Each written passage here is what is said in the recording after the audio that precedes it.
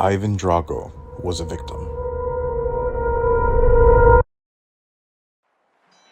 The movie starts us off with a friendly boxing match between our two main characters, Rocky Balboa and Apollo Creed.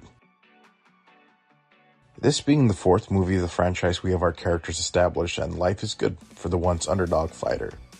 Enemies have become friends and even family.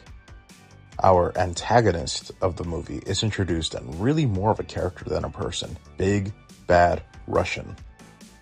Our first minor conflict is Apollo and Rocky, looking over some old boxing film and reminiscing on the glory days. Rocky and Apollo talk. Can I ask you something? Well, this fight you're having against the Russian, you think maybe it ain't against him? If it's not him, Stallion, then who's it against? But you think maybe it's like you against you? What do you think? No, I think you really are getting brain damage. That's what I think, Stallion. Maybe, but really, I'm speaking the truth here. Are you?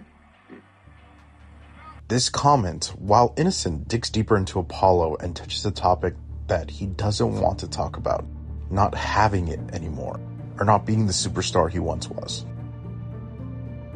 After a failed press conference and an already slightly hostile welcoming, fast forward to the fight with Apollo Creed and Ivan Drago, a whole USA-themed pre-fight celebration.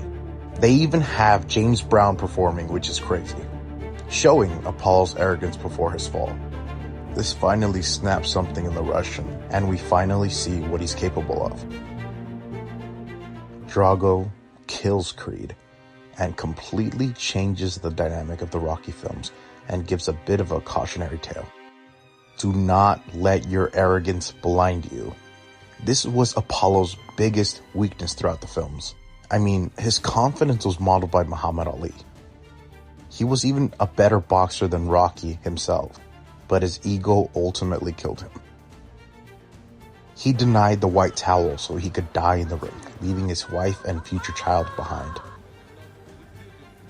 At this point in the film, everyone is distraught. And in light of the decision, Rocky decides to face the Russian. He himself believes the obstacle is too much. So does Adrian, his wife. But he doesn't care. He chooses to fight because it's the only option he has left. At this point of the video, you must be thinking to yourself, how is Drago the victim in this story? If you've seen this movie, which I encourage you to do if you haven't, you realize how dehumanized Drago is as a person. The roided up Russian Olympian comes with the mentality of the government and the people around him. The people with this twisted mentality of just asserting dominance over everyone. The first scene where you see him express some emotion is after the disastrous press conference they had. He's not even speaking for himself at the conference.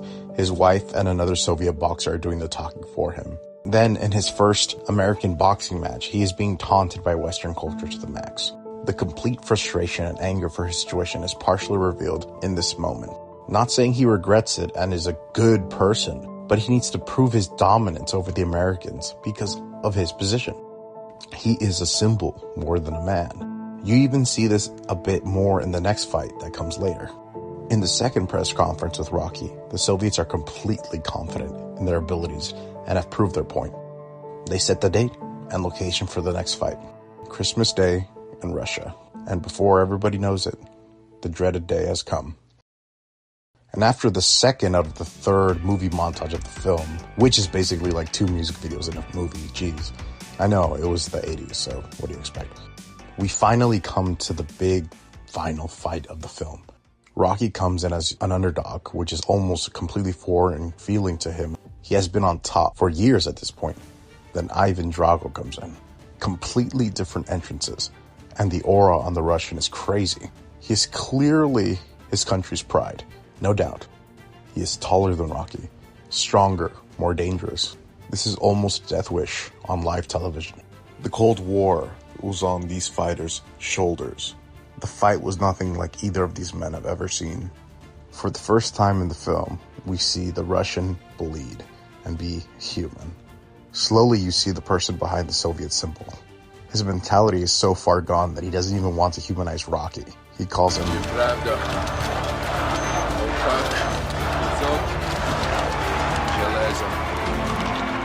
And after everything that he's been through, between taunted and accused of being a murderer, which is debatable, and being a lab rat for the Soviet government, he's insulted by his own people, and his country has turned on him. A flip switches in him and finally has a change of heart.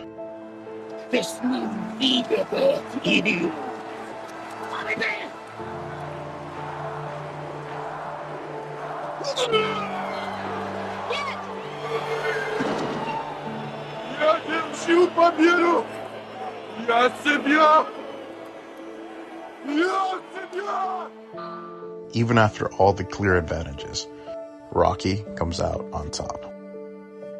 While it is an amazing moment for the American side and for the movie in general, you look at the Russian corner and you can feel the tension with just looks. Ivan is now nothing.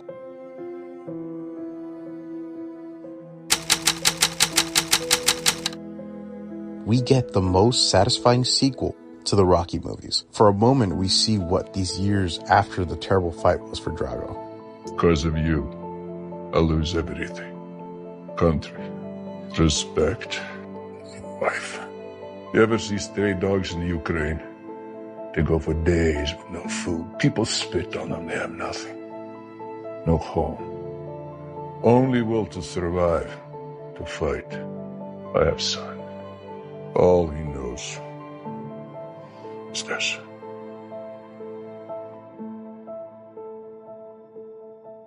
And now he has a son that he has trained under his wing to destroy Creed's son and bring back his legacy. It's good pictures. While Apollo literally died, Drago feels like he might as well have. He now is living his past life through his son and trying to reconnect his old life as well. The character development is wonderful. He realizes he's doing the same thing they did to him.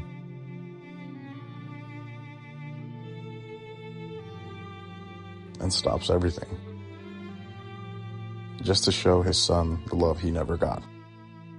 Stopping the cycle in its tracks. It may not seem like it now, but you gotta know you're more than just one fight.